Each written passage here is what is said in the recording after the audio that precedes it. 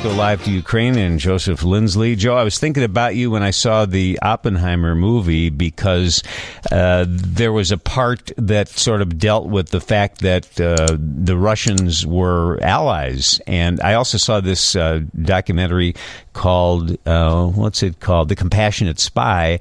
And it was another reminder that the Russians were our friends back around 45 or so. My, how things have changed. How you doing today? Hey, Bob. Good afternoon from Ukraine's Carpathian Mountains. And I think it was a delicate friendship. And if you remember, at the end of World War II, some figures like General Patton were very skeptical of the Russians and were urging Americans to challenge their supremacy at that time. But in the sense that people wanted to keep peace, and both sides fought to stop the Nazis. But if you see the perspective from here in Ukraine, so much of the rhetoric from the Kremlin for the past, year and a half now has been, again, that the Russians are still fighting the Nazis. But the people here, through their grandparents, through the memories here, remember that it was the Poles and the Ukrainians in these in-between lands that fought the Nazis from the west and the Soviets from the east. And so for those who had to live under the Iron Curtain, the Russian rule was also atrocious, just like the Nazi rule. And for example, the famine that was created by Stalin, the Holodomor of the Ukrainian people, was a genocide of the Ukrainian people. And so what they wanted was to be free and independent of the evil from the left and from the right. I'm speaking geographically, if you look at a map. And that's what they're still battling now. And, obviously we had, the whole Cold War drama of being, afraid of the nuclear threat with Russia. And Russia has been sort of this mystery, I think, for the West. I remember, and maybe I mentioned this a while ago, but there was a video of Margaret Thatcher from early, like 2001, I think. And, she was many years out of power, but the world at that time was becoming enamored, in a sense, with Vladimir Putin. Tony Blair had praised him. George W. Bush had praised him. He said he looked into his eyes and he saw a good soul. And Margaret Thatcher said she said she was wary of this guy. There had been an incident where a Russian sub had disappeared, and Putin did not sort of alert the world. And Margaret Thatcher said that bothered her because any civilized country would have called for help, but Russia did not want to admit weakness. And so she thought she got a bad feeling from Putin.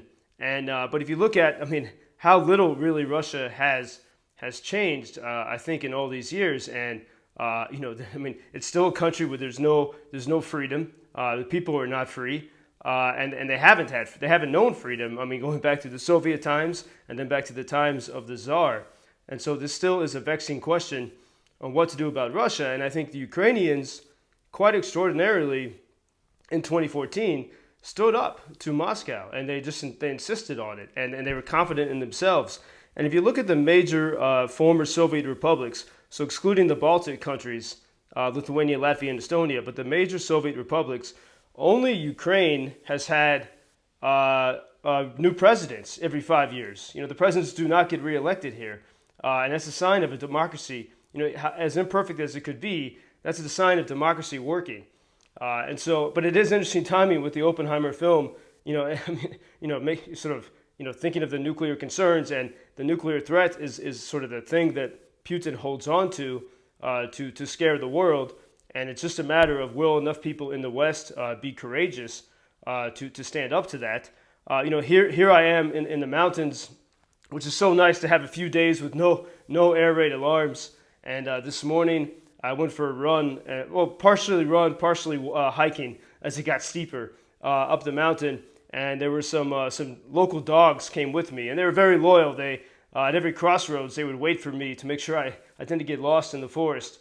And just to sort of disappear into the forest was very peaceful. And I was thinking of the name Ukraine. How often have we talked about Ukraine since February 24th, 2022? But what does Ukraine mean? And in the Ukrainian language, Kraina is the word for country. So United States is a Kraina, Poland is a Kraina. And so Ukraine simply means in the country.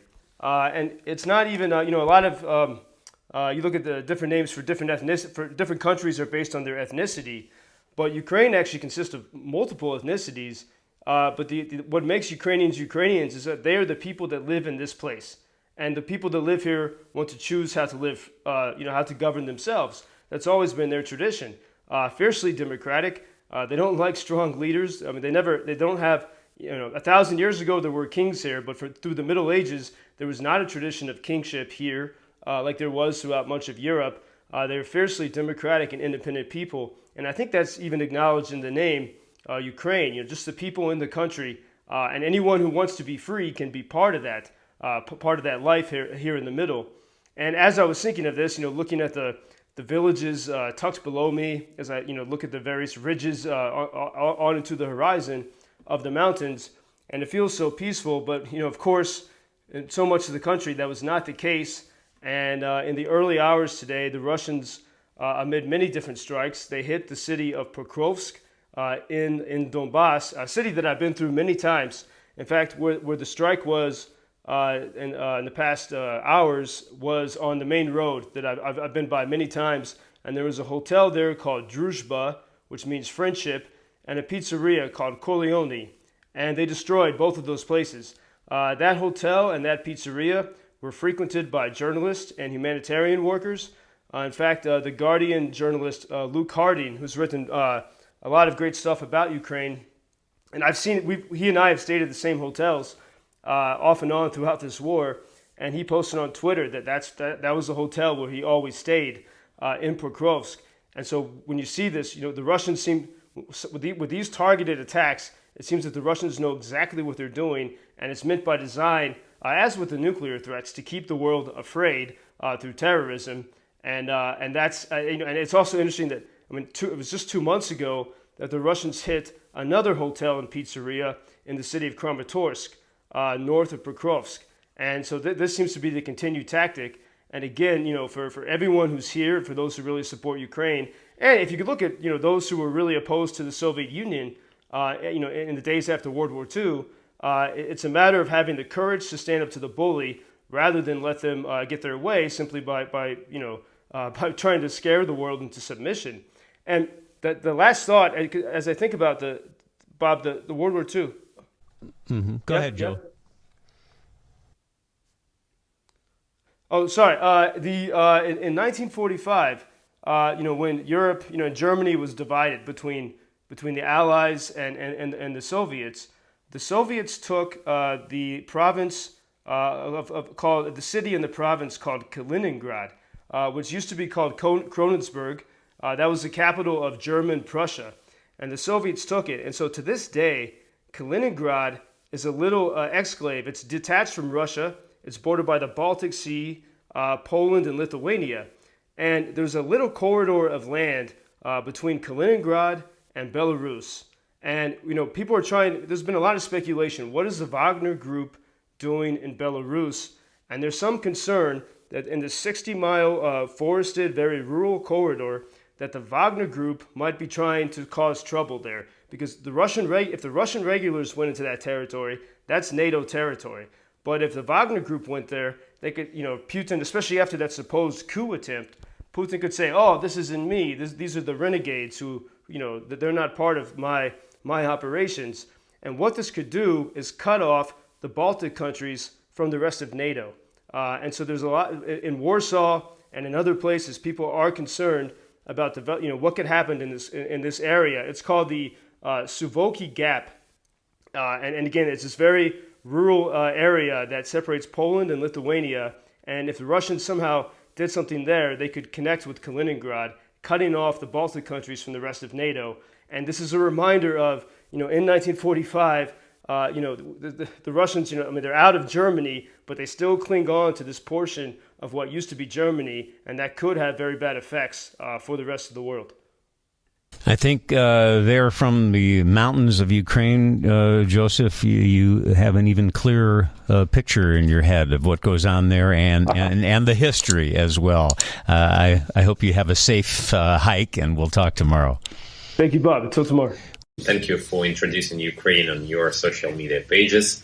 That's very important that much more people can get more information about the situation here and how everybody can help Ukraine to stay stronger and to save all the world.